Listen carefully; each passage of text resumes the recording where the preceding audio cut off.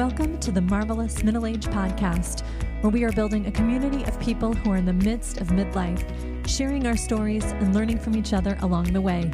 Each week, I'll have a guest join me to discuss a topic that impacts our lives and touches on some aspect of midlife. We'll discuss relationships, transitions, health and well-being, parenting, careers, and more. My goal is to encourage and support you and help you thrive as you navigate this adventure of midlife. Join me here each week for the Marvelous Middle Age Podcast.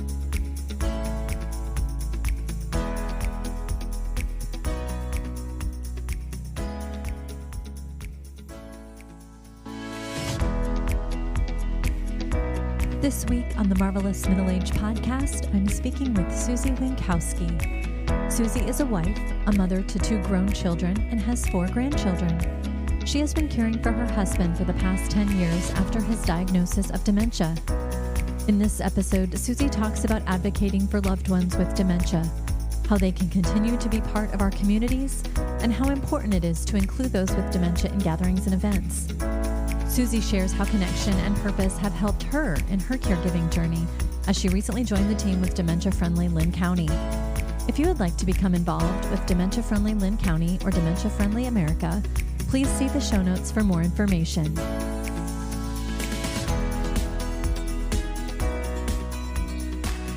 Susie Winkowski, welcome to the Marvelous Middle Age Podcast. Well, thank you for having me. I'm so glad you are here. We've just met today. Yes, we did. Which is awesome. I mean, we exchanged some emails, to be fair, but that's not the same. I don't feel like. Not the same as in person. No, we had a great conversation before we started recording. You've been in the hospitality industry, much like my family is, and we shared some I don't want to say horror stories, but we've shared some interesting stories. We could probably write a book, right? I think we could easily write a book. Yes. No. And again, many, many great clients, but also some really interesting clients too over the years, right? Right.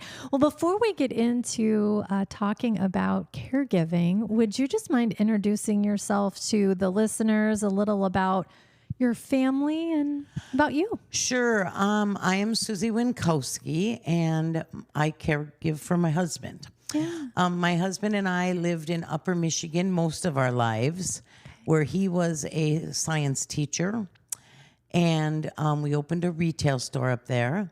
Then we went out to Seattle. We still have the retail store, but then we went out to Seattle and took on a resort campground ballroom. And we did that for about 20 years. Wow. And so that was fun. And then once I noticed his dementia was getting worse, having all those people was getting harder on him. Yeah. I thought, you know what? It's kind of probably time to retire. Yeah. So we have a son in Seattle and a daughter in Cedar Rapids, and we have our 4 grandchildren here. Great. So we decided to move to Iowa. Yeah. So we moved to Iowa in the middle of 2019. Okay. And we love it. It's just great. Awesome. Our grandkids are either in Cedar Rapids or Des Moines. We have a great grandbaby coming any day. So we're excited about that. Yay. And it's just a really nice community. We live in Marion. Wonderful. Really, really enjoying that. Nice, and isn't it? the people in Iowa, the Iowa nice is absolutely true. It is true. I agree. I was talking with someone the other day from New Jersey, and he was saying that he also found Iowa folks to just be some of the most down-to-earth, kind, welcoming people he's ever met. So I said, well, you know, I might be a little biased, but yeah, I think we're pretty okay. I think we're pretty good. I would totally have to agree with that, because when when the derecho hit, we were pretty new here.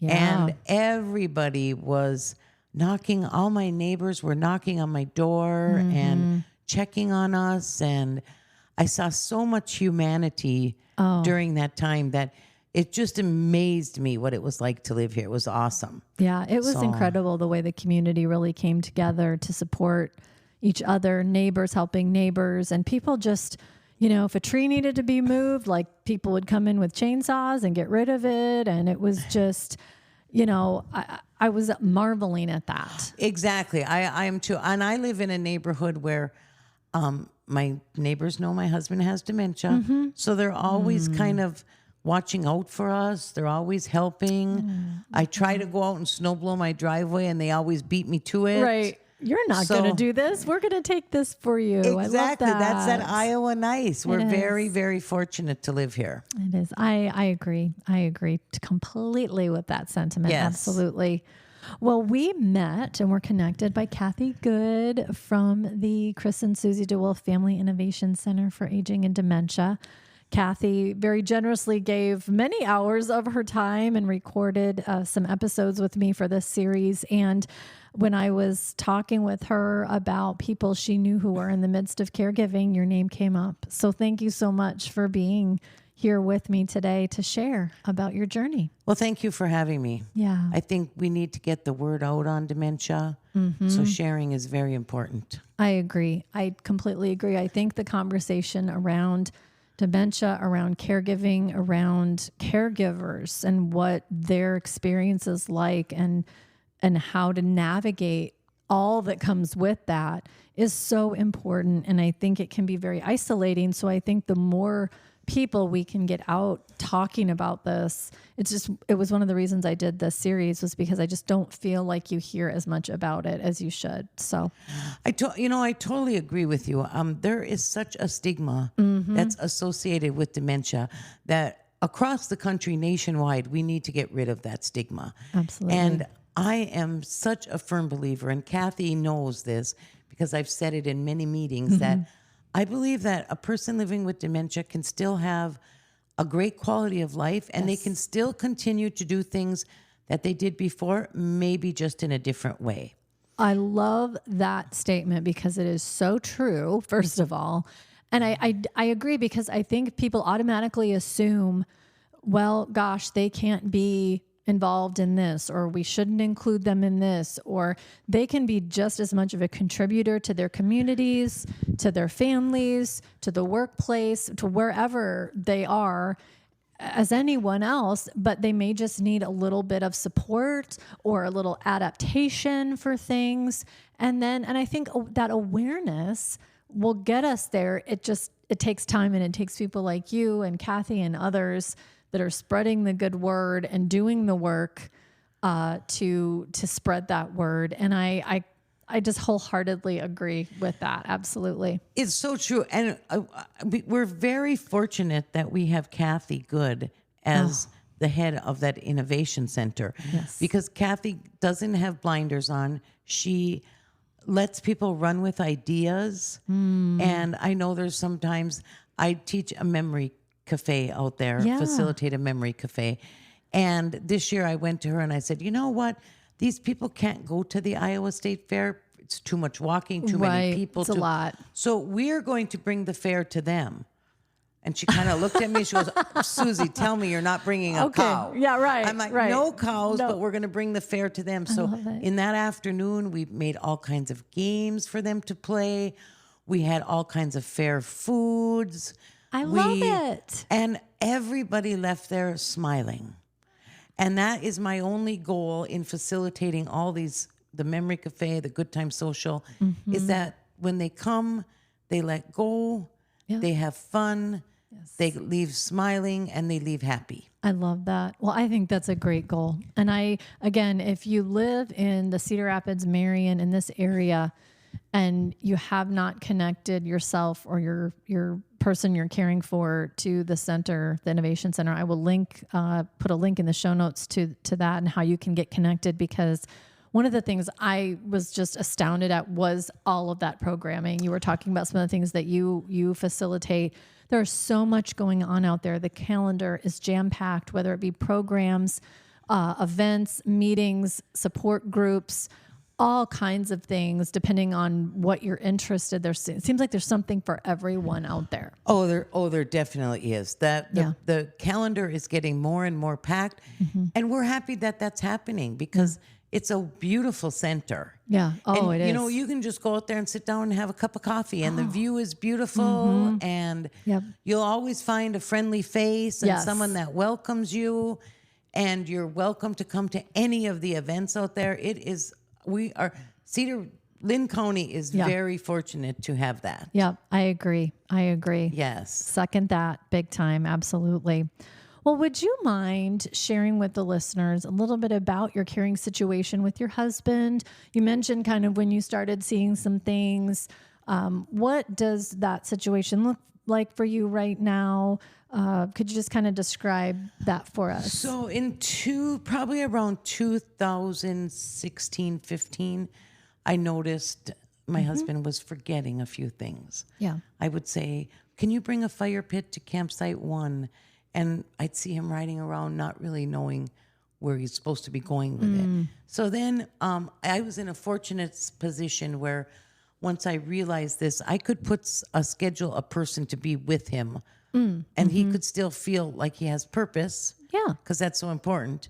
But then they would be guiding him. Right. And as time progressed, it just got to be too hard on that. But yes, my husband is probably in more of the later stages right now. So he depends on me for almost everything. Yeah. I do all the cooking and all that, all the cleaning. But at the same time, I've learned that my important job is to make him feel like he has purpose. Yes. And give him a good quality of life. So I've learned that I don't want to say no to something that he might really enjoy. So I have someone come mow my grass so that I don't have to say no to him. Right. I have, that just is, and we go quite a bit. I take him somewhere almost every single solitary day. Yeah. Maybe it's just for a short ride around Cedar Rapids. Maybe it's further. During the holidays, we have some friends whose husband also has dementia that we've got to be good friends with through the Family Caregiver Center. And we go at night and we go out looking at Christmas lights. I love that. Yes. I make hot cocoa and we get in the car and we've gone as far as Mount Pleasant to look at their big light display. That's and great. It's, if nothing else, it's a night out for them. It's a go have dinner and go look at the Christmas lights, and they all enjoy that. Right. So I always tell myself I need to practice what I preach. And I preach that they can do anything they used to do, maybe just in a different way. Yep. I love that. I love that you're doing that. I think two things I take away from that is purpose and connection, right? Giving everyone a purpose for what they would like to do, if something they're interested in, something they want to be a part of, but also maintaining connections, whether it be with other individuals who might be in the same boat, or other family members or friends, or others who know your care receivers so that they are aware at least of what their situation is, but they can have the dinners out or they can do things. And there's that connection that I think no matter where we're at in our lives, whatever season we're in, whatever we're dealing with, we crave that connection. So I totally. love that. And I know even this summer we had a grandson's wedding. So probably 4 or 5 months before our grandson's wedding, every night while I was cooking dinner, I would say to my husband, come on over here. We gotta practice dancing for this wedding.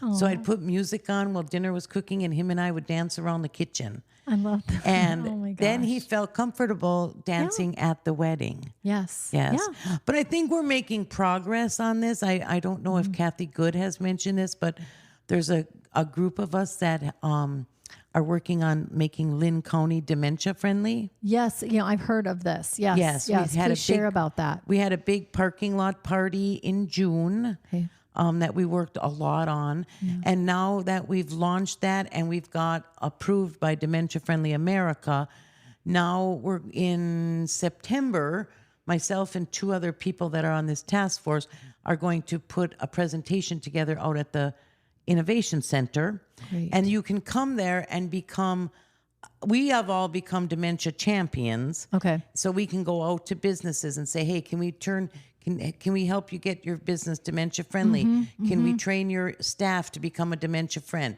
So in September at the Innovation Center, we're going to have a training for people that want to become dementia friends. Wonderful. Yes. I will be sure and link content for that in my show notes, because I think there's probably a lot of people that would be interested in that.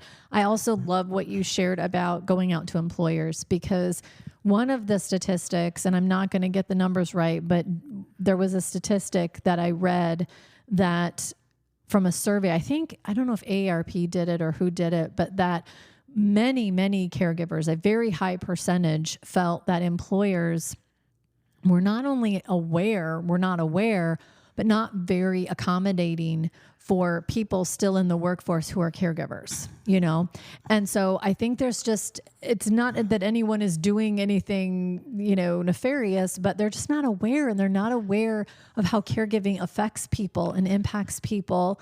And then on this side of things, how can employers, whether it be a store, a retail store, or a restaurant, maybe, have things in place to support individuals who might be experiencing dementia? I know there's a lot of, I have a son with autism, and there's a lot of businesses, not nearly enough, and I won't get on that soapbox because that's not why we're here, but there's a lot of businesses who are trying to be more sensory friendly for people who are sensitive to lots of lights or loud noises, for example, right? Yes. And so I think it's great for businesses to be aware and educated, and then make some probably some changes that aren't that hard to do that could support individuals with dementia. Correct. And I think that's where we need to educate them, is that they don't act out. If they act out, they act out because they're scared. Right. The grocery store, the restaurant sometimes can be a scary place. Yeah. Yep. And so how can we handle that situation? Right. What's the best way to overcome that? Because what happens then is people that are caregivers tend to say, "Oh, I'm not going to go to any restaurants anymore." Yep. And they isolate, and that's the worst thing they can do. Yeah. I agree. And caregiving in and of itself can be isolating, but when you start to pull back from the dinners out or going here, going there, because you know how tough it is for your loved one to experience things, that's just, of course, you don't want to put them in a situation where they're going to be afraid or uncomfortable. You don't want that. So you stay home and you don't go. Right. And that's really hard. Yes. Well, thank you so much for sharing about that. I think that's great. And like I said, I'll link that in the show notes. So you were talking about kind of practicing what you're preaching. How has caregiving impacted you personally? Have you noticed anything about yourself or experienced anything yourself with your own self-care that you do or whatnot? How has it impacted your life? I think probably the biggest thing that it's impacted my life is I've become a lot more patient. Yeah. I have learned that, and I'm not as picky. It's, if I don't get those dishes in that cup in the dishwasher right now because he wants to do something, that's okay. Absolutely. Or if I don't get the windows washed today, there's tomorrow. Right. Where before I was like, okay, this is the schedule. This has to get done. This is what we pretty much lived on you live on a schedule when you're busy working. Handle business. Yeah. But now I've learned that that's not the important stuff. Mm-hmm. The more important thing is for me to spend time, because eventually that time's not going to be there. Right. And so I call my friends and they have loved ones that they're taking care of, and I'm like, let's go for a ride. Let's go here. Let's go there. Let's go do this. Let's go do that. And I'm like, that window can wait. Yep. Oh, I love that. We just have to enjoy the moment and be present in the moment. Yes. That I try very, very hard to is, people get caught up on their phones. Oh yeah. Being present these days is a rarity, isn't it? I can't do that with my husband being a caregiver, because then that's like he feels ignored. Right. And I don't want him to ever feel that way. Right. Exactly. So I really work very hard to make sure that I am present for him. Yes, absolutely. Yes. You're right. I think in this day and age, it's harder to be present. It's hard. And there's so many things clamoring for our attention. And it sounds like you've been really intentional about saying, no, I'm not going to do that. I'm going to focus here. I'm going to focus on what he's got going on or what we're doing together. And that's where the important stuff is, that's where you want to spend your time and how you want to be in that moment with him. So I love that. And I'm lucky that we found the Innovation Center because that not only gives him a place that he loves to go, but it also gives me a feeling of, when you come out of the business world, you need that feeling of purpose. It gives you that, you feel like you have a purpose in life, so going out there and helping these people is my purpose right now. Yeah, I love that. And, as we stated, there's a lot of things going on. So if you're someone who is in the midst of caregiving and you want to make connections, I can't think of a better place to go than the center because there's so much going on. And I was walking around there and Kathy was pointing different things out. And so many people just smiling and laughing. And, it just was such a calming, friendly, welcoming environment. And so, I would encourage people to check it out if they haven't yet. Were there any resources that you have found particularly helpful for either you or your husband that you would want people to know about? Well, how I stumbled upon everything was after we were here for about a year, I could feel myself really going down a path that I didn't want to go down. I was always this upbeat person and happy, and I wanted to get back to the happy. And so one day I just said, I'm going to go out and search what's here. Yeah. And that's when I found the Alzheimer's Association and I found the Family Caregiver Center. And they were having a meeting that night, and I said, we'll be here. Yeah. And my husband and I went. And that's where it all began. Right. You develop friendships. I think during a caregiving journey, I think you have to have that friend that you can rely on. You have to have that person that, when you're at your wit's end, who can I talk to that understands, that's in the same journey as you, That you can really share, I think, the good, the bad, and the ugly, right? And they're not going to judge you. If you had a rough day, you can go and just vent and get it out, and they're not going to pass judgment on you. Yeah. And then with that group, we had a small group of about 6 to 8 people, 4 caregivers and 4 loved ones, that we'd go for coffee every other Friday, which was really nice. Yeah. And then I'm always a sit back and observe for a little while.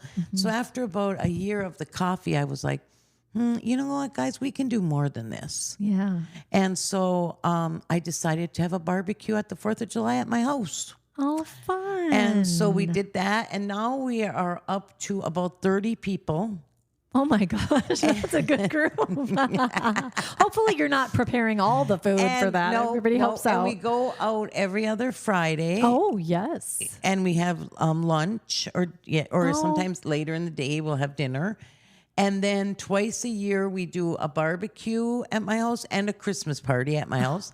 And, it's just fun. They just come and have a good time. They just relax. They're in an environment where everybody is going on the same journey.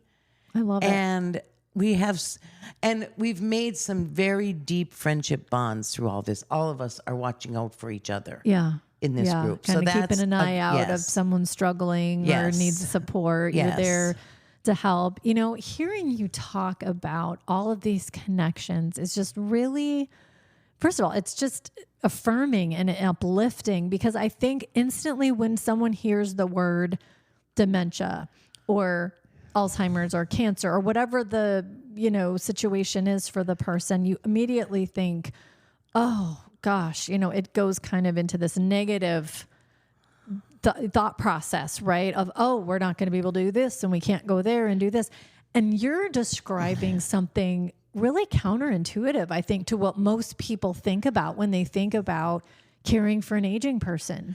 You're talking about fun and friendship and fellowship and food and all these really incredible connections that I just want to encourage, if you're listening and you're in the midst of this, or someone that is, there is a way to connect. And you know what? That is so important, because I think what happens is when you first get the diagnosis, okay, you're scared. Yeah. And then you start to tell a few of your friends who probably are not in the same boat as you, and they don't know how to handle that. Yeah. So how they handle that is they pull back. Yeah. Before, when they'd call you to go to the movies, they don't, oh, we can't call them because he has dementia. Right. Or they'd call you to go out for dinner with them. Oh, we can't go out to dinner with them because he has dementia. Yeah. But that's not true. Right. And they're just afraid, so they don't know how to handle it. Yeah. So if you can find that group where they do know how to handle it, put yourself out there. Right. I think that's the most important thing, is you got to put yourself out there Right. too. Don't be afraid. Right. Exactly. Because there are people out there that are there for you that might be in maybe a little different boat, or maybe the same boat, but they're there and they want to connect and they want to support you and they want to help you. Correct. Yeah. I love that. Oh, Yeah. that's great. I love it. So if you were sitting down with someone who just got a diagnosis maybe, or they're coming out to the center for the first time, they've just kind of started on this journey, what are some things you'd want them to know? Or maybe what are some things you wish you had known when you started on this path with your husband? You know, that's a really good question. I think the first thing I would tell them is, don't be embarrassed. Yeah. Swallow your pride. Don't be embarrassed. Right. And be honest. Yeah. You know, if I made sure that all of my neighbors around me knew that my husband has dementia.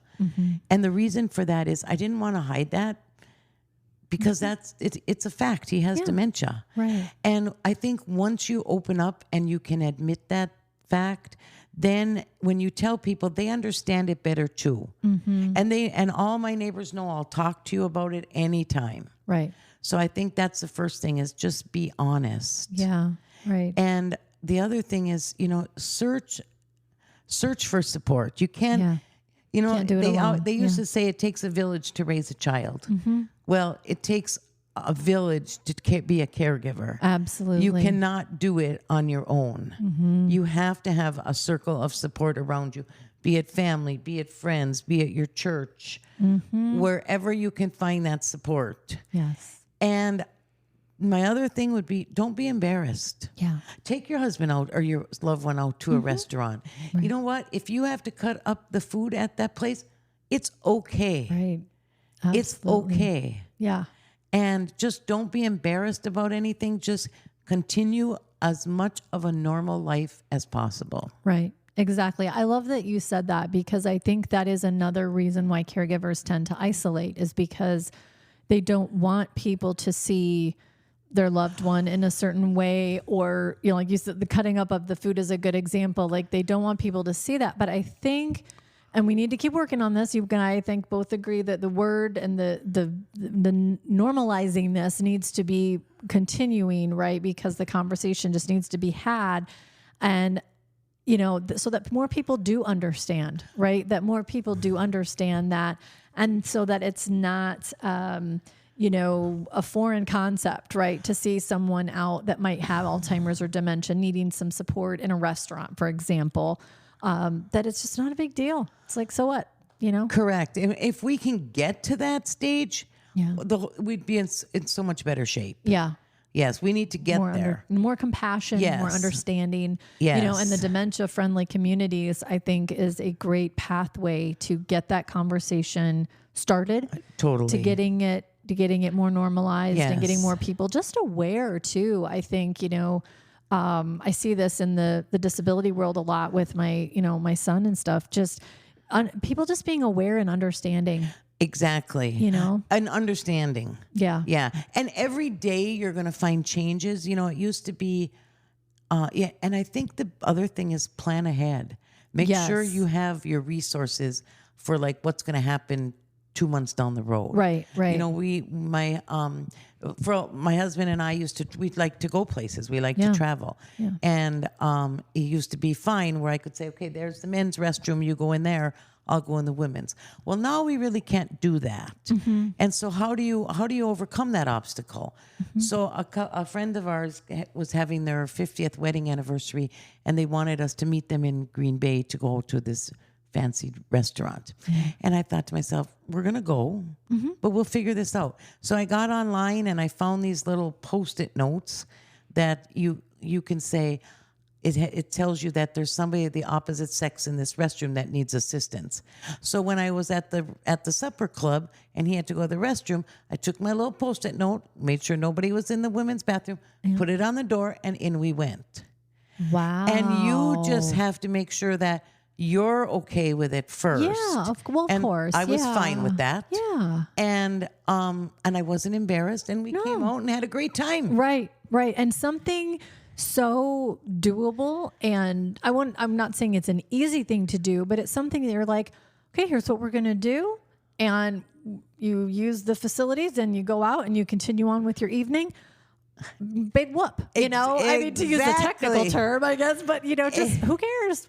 We went in there, took care of things. Exactly. And now we're back out. So now enjoying whenever the night. we travel, I travel with that. And That's actually a great idea. it is. I love that. Yeah. I like There's that. always ways that you can do it. Right. And I like the planning ahead, because I think a lot of times when you don't do that, then you run into those circumstances, right, where you're like, oh my gosh, I didn't think about this. If you're going to be visiting someone or away from familiar surroundings, right, planning ahead can really help with things too, and it puts your mind at ease, so you're not so anxious about new situations and things like that. Exactly. So that's great advice. Yes, because if you get anxious or upset, then that tends to trigger them. They're going to feed off of that energy for sure. Yes. For sure. Well, Susie, I just want to thank you so much for being on the podcast. Just learning about how you've really turned this caregiving journey into a purpose. And really, I love how you've just highlighted the joy that can be had and the connections that can be made and the purpose that can be had in all of this. So I just want to thank you so much. Well, I want to thank you for having me, because it's so important to get the word out on dementia. Absolutely. So that people are not afraid of it. Absolutely. It's not a scary word. It's like you said, initially diagnosis of, you got to have your moment, right? But then it doesn't have to be scary, and there are things you can do. Exactly. So thank you very much. Of course. Thanks for being on. If you're enjoying the podcast, please follow the show to make sure the latest episode is on your podcast feed each week. I would greatly appreciate a rating and a 5-star review on the podcast platform you're listening on. It helps others to find the show. If there are topics you'd like me to discuss on the show, please email me at themarvelousmiddleagepodcast@gmail.com or direct message me on Instagram at Nicole Stute. Thank you for listening.